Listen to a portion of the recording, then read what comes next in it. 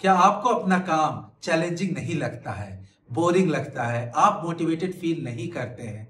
इसी टीम में जहां कभी आपकी काफी इंपॉर्टेंस होती थी, जहां कभी आपको हाई परफॉर्मर के जैसा ट्रीट किया जाता था, अब आपको इंपॉर्टेंस अपनी कम लगती है। आपका परफॉर्मेंस लेवल जो है वो एवरेज जैसा ट्रीट होता है। कभी कभी आप सेल्फ डाउट से सफर करते हैं कि अगर आपको कोई नई रोल या रिस्पॉन्सिबिलिटी दे दी जाए तो हो सकता है आप उसे पूरा ना कर पाए। आपके अंदर एक मेंटल या फिजिकल स्ट्रेस होता है जिसके के कारण आपको चिड़चिड़ापन सा महसूस होता है। अगर इस तरह के सिम्टम्स आपको फील हो रहे हैं तो इसका मतलब है कि आप अपनी कंपनी में या करियर में या जॉब में स्टक फील कर रहे हैं। लेकिन आप अकेले ही नहीं हैं जो इस तरह की फीलिंग से सफर कर रहे हैं। एज पर ओरेकल स्टडी 75% लोग जो है कभी ना कभी अपने पर्सनल या प्रोफेशनल लाइफ में स्टक फील करते हैं। और इस स्टक फील करने के पीछे बस एक ही कारण होता है, हिडन फियर। आपके अंदर कोई ना कोई एक डर या भय है जिसके के कारण आप स्टक फील करते हैं। ये हो सकता है कि दुनिया इतनी तेजी से आगे बढ़ रही है, टेक्नोलॉजी इतनी तेजी से आगे बढ़ रहा है और आप पीछे रह जा रहे हैं। इतनी सारी स्किल है, किस स्किल को आप अडॉप्ट करें, किस स्किल के ऊपर आप ध्यान दें जिससे कि आपकी करियर लॉन्जिविटी हो जाए। या फिर आपको ये लगने लगता है कि आप तो इस कंपनी में बड़े कंफर्टेबल तरीके से रह रहे हैं, तो इसके कारण ऐसा तो नहीं हो सकता है कि आपको बाहर जॉब मिलने में प्रॉब्लम हो जाए। या फिर आपको ये लगता है कि आपकी जो स्किल है वो केवल इस कंपनी के अंदर ही अच्छी है, इस कंपनी के अंदर ही उसका उपयोग हो सकता है और बाहर कहीं कुछ भी इसका उपयोग नहीं हो सकता है। या फिर आपको ये डर हो सकता है कि अगर कभी आपको जॉब देखनी पड़ जाए तो हो सकता है कि आप जो है ठीक से इंटरव्यू ना दे पाए, हो सकता है कि आपको जॉब ना मिल पाए और बहुत समय तक आपको बिना जॉब के रहना पड़ जाए। कोई भी जो एक डर या भय जो है वो आपके अंदर है जिसके के कारण जो है आप इस तरह की स्टक फीलिंग से सफर कर रहे हैं। ये भय जो है वो एक्चुअल इशू नहीं है। एक्चुअल इशू जो है वो है आपका मेंटल ब्लॉक, और वो मेंटल ब्लॉक है डिफिकल्ट टू चेंज। बहुत लोगों को ये देखा गया है कि वो जो है कोई भी चेंज में बड़े अपने आप को अनकंफर्टेबल फील करते हैं, क्योंकि उन्हें हर चेंज में कोई ना कोई सर्टेनिटी चाहिए। और ये ह्यूमन बीइंग्स की कमजोरी है कि वो चेंज से घबराते हैं, क्योंकि उनको चाहिए एक सर्टेन रिजल्ट। अगर मैं जॉब चेंज कर रहा हूं तो वो जॉब जो है बेटर डेजिग्नेशन का हो, वो जॉब जो है अच्छी सैलरी दे रहा हो, वो जॉब जो है करियर लॉन्जिविटी दे रहा हो, वो जॉब जो है मुझे ज्यादा विजिबिलिटी दे रहा हो, और ये गारंटी कोई नहीं दे सकता है। तो बहुत बार कंपनी के अंदर भी कोई अगर न्यू अपॉर्चुनिटी आती है, कहीं टीम चेंज करने की बात आती है, तो बहुत बार लोग जो है वो सर्टेनिटी चाहते हैं कि अगर मैं ऐसा करूंगा तो इससे मेरा इतना अच्छा होगा या इससे मेरे लिए ये चीज बढ़िया हो जाएगी, और वो कोई भी गारंटी नहीं दे सकता है। तो जिसके कारण क्या होता है, बहुत सारे प्रोफेशनल्स जो हैं वो चेंज नहीं करते हैं और कभी कभी तो अच्छी अपॉर्चुनिटी को भी मिस कर देते हैं। एखार्ट टोले ने कहा है, if uncertainty is unacceptable to you then it turns into fear. इसका मतलब है कि अगर आप अपने जीवन में अनसर्टेनिटी के साथ नहीं जी सकते हैं तब आपके अंदर ये डर, ये भय जरूर रहेगा। आगे उन्होंने कहा है, if it is perfectly acceptable it turns into increased aliveness, alertness and creativity. तो ये अच्छी बात है कि अगर आप अनसर्टेनिटी के साथ रहेंगे और उसको एक्सेप्ट कर लेंगे तो आपके अंदर एक नई ऊर्जा, नई एनर्जी, नया अलाइवनेस, अलर्टनेस, ये सब आएगा जो कि आपको आगे बढ़ाएगा। अर्ली 2000s में सेल्सफोर्स के सीईओ मार्क बेनियोफ जो है he started to feel stuck. उनको बड़ा स्टक सा फील हो रहा था कि वो कंपनी को कैसे आगे बढ़ाए। उनको लग रहा था कंपनी जो है जहां है वो वहीं रह जाएगी। तब उन्होंने स्टीव जॉब से सलाह मांगी और स्टीव जॉब ने ये कहा, if you want to be a great CEO be mindful and project the future. इसका मतलब है कि अगर आप एक बहुत बढ़िया सीईओ बनना चाहते हैं तो आप जो है भविष्य की सोचिए और अपने माइंड को किसी भी तरह से कंस्ट्रेन ना कीजिए, उसको खुला छोड़ दीजिए, जिससे कि आपको बहुत सारी अपॉर्चुनिटीज और बहुत सारी पॉसिबिलिटीज मिलेंगी और तब उस तरह से आप जो है अपनी कंपनी को आगे बढ़ाइएगा। बेनियोफ ने कहा कि ये जो सलाह थी इतनी अच्छी थी कि उसके बाद अगले 20 साल में सेल्सफोर्स जो है वो काफी आगे बढ़े। तो मैं आपसे एक सवाल पूछना चाहता हूं, क्या आप इस करंट स्थिति में ही रहना चाहते हैं या अपनी वर्क लाइफ को अच्छा बनाना चाहते हैं? तो आप मेरे वीडियो को अंत तक देखें, जहां मैं आपको 7 स्टेप्स बताऊंगा कि किस तरह से आप जो है ये स्टक फीलिंग से बाहर निकल करके अपने करियर को बेटर बना सकते हैं, अपने करियर को ग्रो कर सकते हैं। और अगर आपने अब तक मेरे वीडियो को लाइक, शेयर और सब्सक्राइब नहीं किया है, then you please do it. पहला स्टेप है व्हाट डू यू वांट। सबसे पहले आपको क्लैरिटी होनी चाहिए कि आपको क्या चाहिए।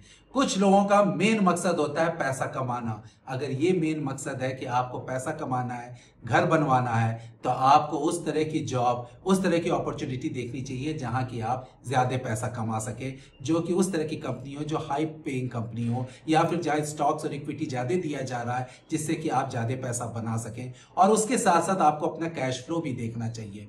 इसीलिए मैं हमेशा लोगों को कहता हूं कि ये समय आ गया है कि आपको मून लाइटिंग करनी चाहिए, और वो भी लीगल वे में। So you can watch my other video how you can do moon lighting in a legal way. और इस तरह से क्या होगा कि आप जो है 2 सोर्स ऑफ इनकम हो सकती है। कुछ लोग जो होते हैं वो करियर ओरिएंटेड होते हैं, उनको जो है higher role, higher responsibility, higher designation के साथ आगे बढ़ना होता है। तब आपको उस तरह से अपने आप को पोजीशन करना चाहिए कि कहां जो है इंडस्ट्री में अपॉर्चुनिटी आ रही है, कहां हॉट जॉब है, कहां कंपनी के अंदर ग्रोथ अच्छा है, और आपको उस तरह से जो है अपने करियर मूव करना चाहिए। और कुछ लोग जो है वो कंफर्टेबली रहना चाहते हैं, वो ऑफिस के अंदर बहुत ज्यादा उखाड़ पछाड़ नहीं करना चाहते हैं, क्योंकि वो चाहते हैं कि वो अपना समय पीसफुली अपनी फैमिली में दें, अपने हॉबी में दें, और वो बड़े शांति प्रिय से जीवन जीना चाहते हैं। ये भी सही है। तो इसके कारण क्या होगा कि आपके अंदर जो स्टक फीलिंग है, उसके अलावा आपके अंदर एक सेटिस्फैक्शन फीलिंग आनी चाहिए कि ये आपका डिसीजन है कि आप इस तरह से जीवन जीना चाहते हैं।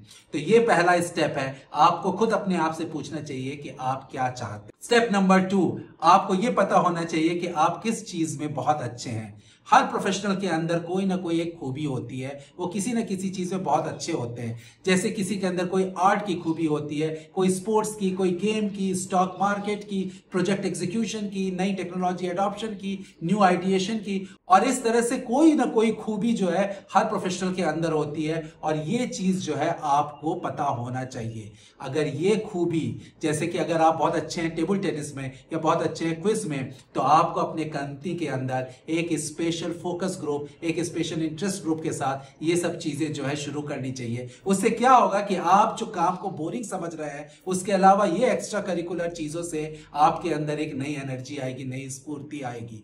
और अगर आपके अंदर कोई हॉबी है, जैसे स्टॉक मार्केट का हुआ, या फिर जैसे आर्ट का हुआ, या म्यूजिक का हुआ, तो कुछ लोगों को मैं जानता हूं जो कि आर्ट या म्यूजिक क्लास जो है वो वीकेंड में कंडक्ट करते हैं, बच्चों को सिखाते हैं, और उससे भी वो एडिशनल इनकम ले लेते हैं। तो उसी तरह जैसे कि मैंने मून लाइटिंग के लीगल वे में कहा, आप बहुत सारी चीजें जो है वो जो है अगर आप अच्छे हैं तो उसको अपने वर्क के एडिशन में कर सकते हैं, और उससे जो है आपके अंदर एक नई ऊर्जा और एक नई एनर्जी आ सकती है। स्टेप नंबर 3, आपको अपना डिजिटल फुटप्रिंट बढ़ाना चाहिए।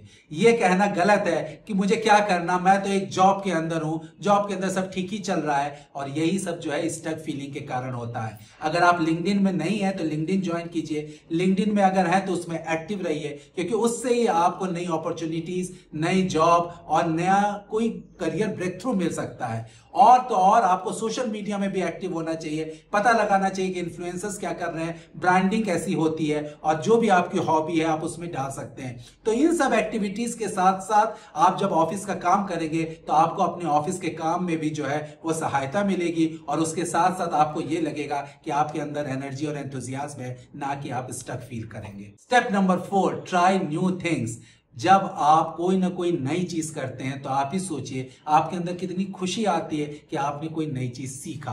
अभी लास्ट महीने ही मैंने जो है चैट जीपीटी का जो प्लस वर्जन है, यानी 4.0 वर्जन है, उसमें मैंने अपना कस्टम जीपीटी क्रिएट किया, जहां मैंने अपने 20 साल के सारे कामों को उसके अंदर डाला और उसको ट्रेन किया, जिससे कि आप लोग जो है करियर या लीडरशिप के क्वेश्चंस उससे पूछ सकते हैं। और उसका नाम है Utkarsh Rai career and leadership tips all levels, जो कि केवल प्लस यूजर्स के लिए ही रोल आउट हुआ है। तो इस तरह से अगर आपको जनरेटिव एआई सीखनी है, कोई ऑनलाइन कोर्स ज्वाइन करके कुछ नई चीज सीखनी है, कोई आर्ट सीखना है, कोई हॉबी सीखना है, स्पोर्ट्स सीखना है, तो ये जो सीखने की फीलिंग होती है वो लोगों को काफी एनर्जाइज कर देती है। और जब आप अपने आप को एनर्जाइज फील करेंगे इस फील्ड में, तो वो ऑटोमेटिकली आप जो है अपने काम में भी, ऑफिस के काम में भी एनर्जाइज फील करेंगे। केविन एशलेमैन जो कि सैन फ्रांसिस्को स्टेट यूनिवर्सिटी के प्रोफेसर हैं, उन्होंने एक रिसर्च करके बताया था कि जितना भी आपके काम से दूर हॉबी होगी, उतना ही आपके काम का वर्क परफॉर्मेंस जो है इंक्रीज होगा, क्योंकि बहुत सारी चीजें जो है जो आप हॉबी से सीखेंगे वो अपने काम में अप्लाई करके काम को और अच्छा बना सकते हैं। स्टेप नंबर 5, फाइंड ए मेंटर और कोच। आजकल टेक्नोलॉजी ने कनेक्ट तो सबको कर दिया है, लेकिन सब लोग काफी लोनली हो गए हैं। किसी के पास भी दूसरे के लिए ज्यादा समय नहीं है कि वो दूसरे की बात समझ सके, पेशेंट हियरिंग दे सके और उसकी समस्या का कुछ समाधान कर सके। तो इसलिए बहुत जरूरी है कि आपके पास एक मेंटर या कोच होना चाहिए। जब भी मैं किसी को कोच करने की शुरुआत करता हूं तो पहला क्वेश्चन ये आता है कि कैसे एक बाहर का व्यक्ति जो है मेरी समस्याओं का समाधान कर सकता है। बाहर का व्यक्ति ही आपकी समस्या का समाधान कर सकता है, क्योंकि वो बायस्ड नहीं है, वो कोई परसेप्शन के साथ सफर नहीं कर रहा है। वो आपको जो है जैसा आप बताएंगे उस हिसाब से वो सुन करके उस चीज का समाधान बताएगा। तो इसीलिए ये अच्छा है कि आप अपने करियर के लिए कुछ मेंटर रखिए। आप मल्टीपल मेंटर रख सकते हैं या कोच रखिए और उनसे आप पूछ करके अपनी समस्या का समाधान कर सकते हैं। स्टेप नंबर 6, आपको ट्रैवल करना चाहिए। बहुत सारे लोग जो है अपनी लीव बचा करके रखते हैं, लीव इनकैशमेंट के लिए रखते हैं, लेकिन ट्रैवल करने से एक नई एनर्जी आती है और एक नए वातावरण में जा करके बहुत बार आपके अंदर एक आहा मोमेंट आ जाता है कि अरे ये समस्या का ये समाधान है, और या फिर ये समस्या जो इतनी बड़ी लग रही थी एक्चुअली वो इतनी बड़ी नहीं है।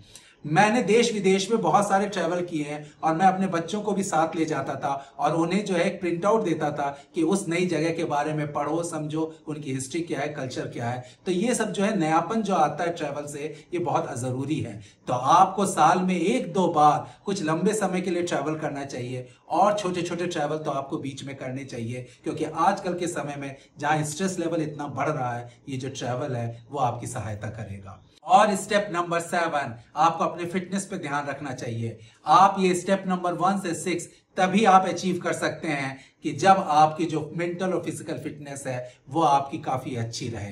तो मैंने कुछ साल पहले फिटनेस के ऊपर एक किताब लिखी थी, the fitness currency at any as at any stage, जिसमें कि आप ये सीख सकते हैं कि कोई भी प्रोफेशनल जो है किसी भी एज और स्टेज में किस तरह से अपने आप को फिट रख सकता है। और ये जब सारे 7 स्टेप्स आप अप्लाई करेंगे तब आपको लगेगा कि नहीं, अब आप जो है स्टक फीलिंग जो करियर में आ रही है, जॉब में आ रही है, कंपनी में आ रही है, वो नहीं आएगी। आपके अंदर एक नई एनर्जी आएगी, एक क्लियर सोच आएगी, जिसके के कारण जो है आप अपने करियर में आगे बढ़ सकते हैं। So I hope you like this video. Do like, share and subscribe to my channel. Thank you.